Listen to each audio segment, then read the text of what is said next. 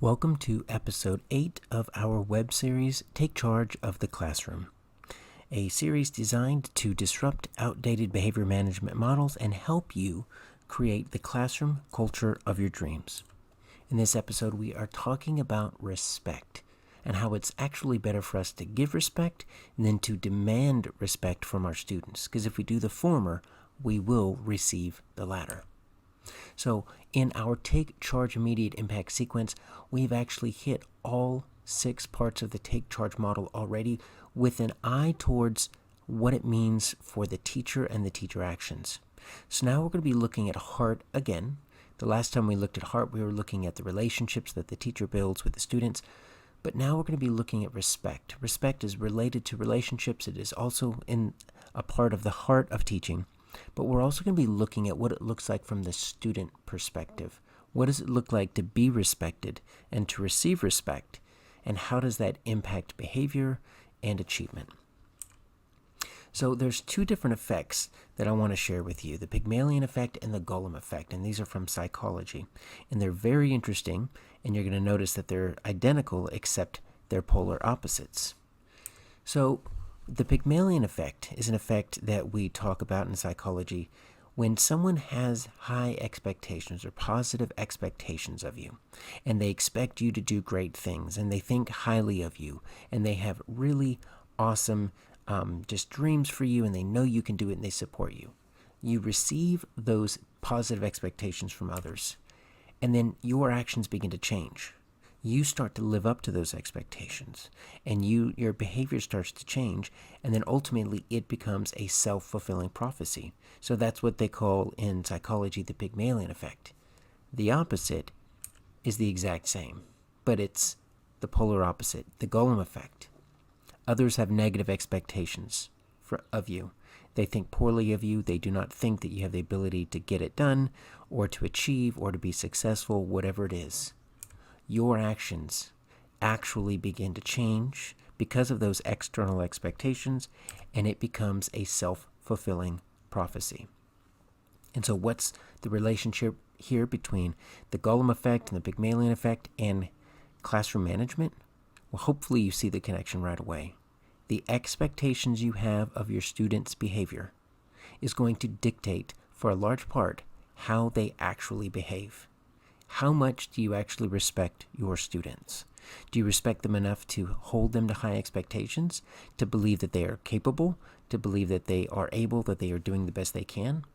Because quite honestly, if you treat your students like animals, then you can't complain about being a zookeeper.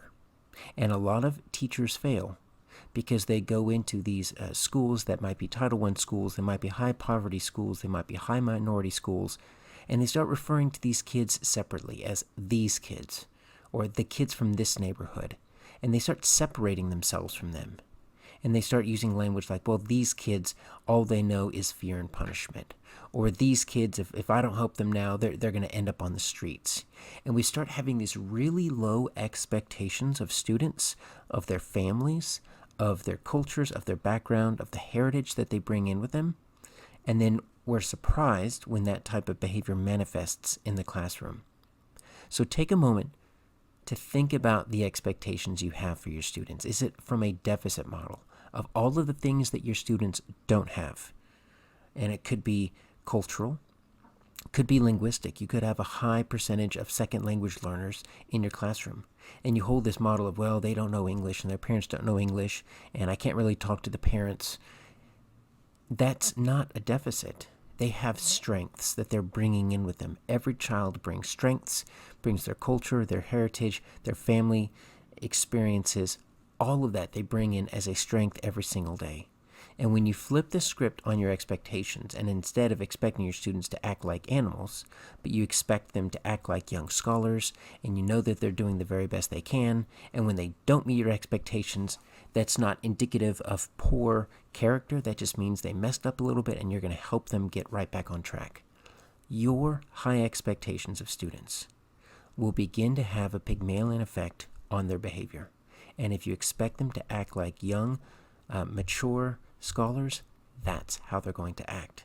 So that's one facet of this respect, is do we respect our students enough to hold them to high expectations? But also, we need to look at culture. We need to look at linguistic, religious heritage, and how that affects how we teach.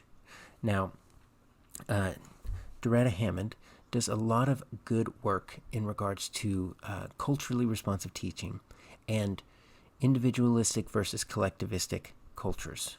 And so for those of you that are not too aware of this, there's two large chunks. Obviously, there's a whole bunch of subsections within these, but two different types of large cultures. So in the individualistic cultures really focus on direct communication. You just tell it like it is. They focus on internal guidance, right? Do what's right for you. Pull yourself up by your own bootstraps. Follow your own guidance. You are the captain of your fate, the commander of your destiny. And it's defined by personal factors, right? So you make up what works for you in this individualistic culture. The collectivistic culture is very different. They rely more on indirect communication. So they're not going to come right out and tell you. It's going to be implied. They have a lot of strong interdependence, so it's very community-oriented. And so there's a big emphasis on not making others look bad or not standing out in front of others, but as a team, as a group, as a community, everyone's succeeding together. And then cooperative learning is very important because it doesn't so much matter if you succeed in a collectivistic culture as if everyone succeeds. Does the class succeed? Does the team succeed? Now here's the thing. These are generalities, but in general, American culture is very individualistic. We are very much into this idea, this myth of the great American hero, the one that is able to go alone, that's able to tame the wilderness. And so our culture and our history revolve around a lot of individual pursuits. And that's different than this collectivistic culture that we see that is predominant in Latin American cultures, Asian American cultures, African American cultures. They have a much stronger interdependence and a much more community feel. So what that means for us as teachers is you need to look at the students in your classroom. And if they look exactly like you, they speak the same first language as you, and they go to the same church as you, then however you're teaching is probably working. But if there are any differences between you and your students or between the students themselves, it would be a good idea to just take a moment and think about the culture that your students bring into the classroom, the linguistic heritage, the strong first language that might not be English that they bring into your classroom, the religious beliefs that they bring into the classroom, and how can you leverage those as the strengths they are? Rather than seeing them as deficits, see them as strengths. Because when students feel respected, when they feel like they can bring their whole selves into the classroom, and they don't have to leave behind their religion, they don't have to leave behind their first language, they don't have to leave behind their culture, then they are able to show up with their whole selves and attend much more to learning than if they have to leave part of themselves in the past. Because for many students, learning in school is like trying to learn a second language, just because the way that you teach might not be the way that they learn. And the way that their culture and that their family might transmit truths might be slightly different than the way that they are taught in school.